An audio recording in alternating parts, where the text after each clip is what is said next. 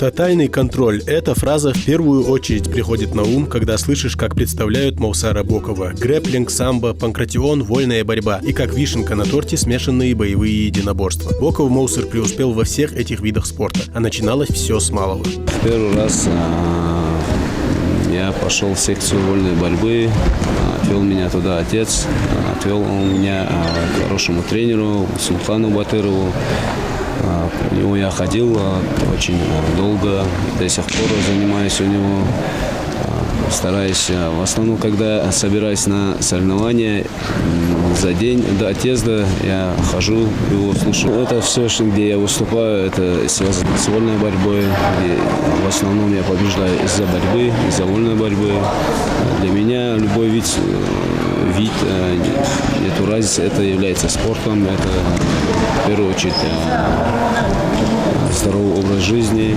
Чемпионаты регионального масштаба, окружного, всероссийского и, наконец, мирового. Ингушский спортсмен для себя решил, если уж быть первоклассным бойцом, то развиваться нужно всесторонне. Факт того, что Боков успешен в любом виде спорта, которым занимается, отмечают и его коллеги по залу. Для меня пример Моусара даже уникальный, я сказал бы. Поскольку Моусар представитель школы вольной борьбы, имеет серьезный стаж выступлений в этом виде спорта. И он, в отличие от многих, подошел к вопросу, скажем так, карьеры в ММА очень серьезно, основательно.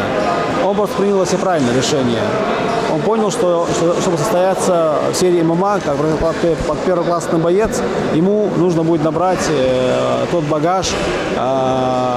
Даже знаете, как получается, не просто багаж каких-то навыков движения, а еще некий такой репутационный багаж. Это тоже играет большую роль, вы знаете, в серии ММА, когда за бойца говорят его дела предыдущие. Тоже очень важно. Моусар понял, как один из немногих, очень хорошо понял, и этим показывал очень хороший пример для всех тех, кто был с ним рядышком. Поэтому успехи Моусара, я бы не сказал, что были прям такие предсказуемые. Всегда в таких видах спорта, как боевой, самбо, панкратион, как и в любом другом виде спорта, всегда существует интрига.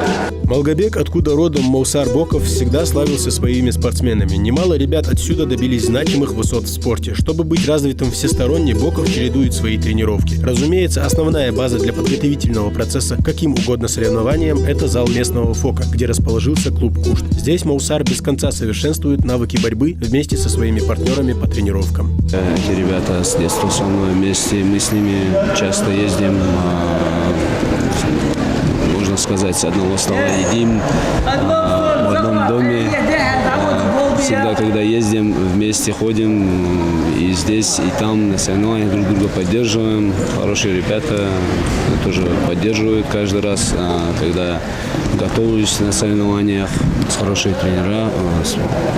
На данный момент у нас сейчас запланировано кроссфит и физическая подготовка. Делаем больше акцент на силу, на также кардио тренировки. Дек хамдуцо масна вольная борьба, ММА масна галаси халдахташ кохтуш шчакану Моусар постоянно. Как и любой профессиональный спортсмен, Моусар, соблюдая строгий график тренировочного процесса, посещает бойцовский клуб «Малгобек», открывшийся совсем недавно. И если в клубе «Кушт» акцент делается на борьбу в партере, то здесь оттачиваются нюансы ударной техники и учатся хитростям исполнения болевых приемов. Моусар, вот именно как характеризующее такое слово по отношению к Моусару, если подобрать из русского языка, наверное, это слово серьезный подходит как ничто другое. Он очень серьезный. Это мне в нем очень нравится, честно говоря. И это то, что мне нравится нашим коллегам в других регионах. Они очень хорошо отзываются. В Кабардино-Балкарии, в Чеченской республике ребята. И, во-первых, Моусар как соперник хорош. Во-вторых, Моусар крайне воспитан. Это тоже очень показательный пример для всех наших младших ребят. Им есть поучиться у Моусара многому чему. Молодец, честно говоря, поведение Моусара на ковре выше всякой похвалы. Сегодня Боков один из самых успешных бойцов ММА в республике. Его трудолюбие и желание постоянно развиваться, не останавливаясь на достигнутом, отмечают и его коллеги по цеху. Человек уже выступает в разных видах спорта, и на профессиональной арене он чувствует себя уже как будто выходит на спарринги. И более ответственный, и, как сказать, расслабленный, и выкладывается на все 100%. У него получается так, как если ты выступаешь не так часто, просто бывает от боя до боя готовишься, и вот выступаешь, ты уже более напряженный, и полностью выложиться не можешь. Полностью выложиться не можешь. Так. Знаю, Моусар Боков действительно именитый спортсмен наш, двукратный чемпион мира по панкратиону, чемпион мира по боевому самбо. Про Россию, всероссийский турнир я даже говорить не буду. Чемпион, боец М1, в ICB дрался, и так далее. Боков Моусар частенько приходит в наш зал, тренируется, передает свой опыт нашим ребятам. В данный момент он тоже сам готовится к чемпионату России по панкратиону. Очень ответственный, очень целенаправленный, очень трудолюбивый спортсмен, человек, очень положительно к нему все относятся. Свой дебют на профессиональной арене в ММА Моусар совершил в 2015 году. Для только начинающих карьеру в смешанных боевых единоборствах битва в Назрани была отличной возможностью громко заявить о себе на весь мир. Со своим дебютом Моусар справился на отлично. Завершив бой досрочно, Боков доказал, что любительская карьера до профессиональных поединков оказывается очень кстати. Давайте посмотрим самые яркие моменты этого поединка.